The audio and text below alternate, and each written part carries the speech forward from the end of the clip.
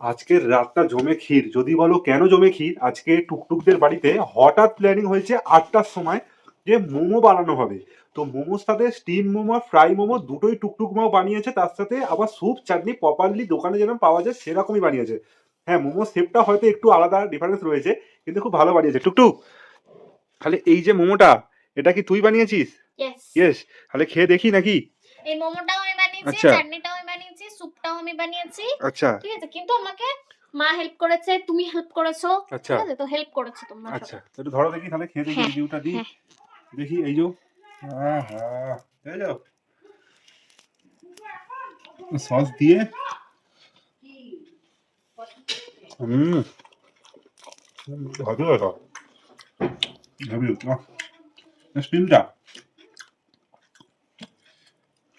এই যাও জমা খেয়ে আমার শুদ্ধ শুদ্ধ রসুনটা গাঢ় পুরো।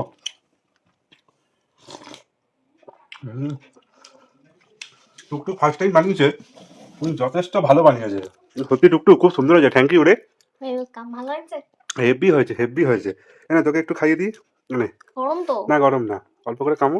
হ্যাঁ বল কেমন হয়েছে? Heavy heavy. ভালো হয়েছে। আরেকটা কি আছে দে, ওটা ওটা ওটাও দেখাই। এর সাথে কড়াইশুঁটি আলুর দম, তাই তো? ইয়েস। কড়াইশুঁটি কচুরি আলুর দম। ও রাতটা আজকে জমে যাবে বন্ধুরা। একটু খেয়ে দেখা যাক নাকি? একটু খেয়ে দেখা যাক এটা। হুম হুম, হেভি হেভি। টুকটুক জানে বল কেমন? হেভি।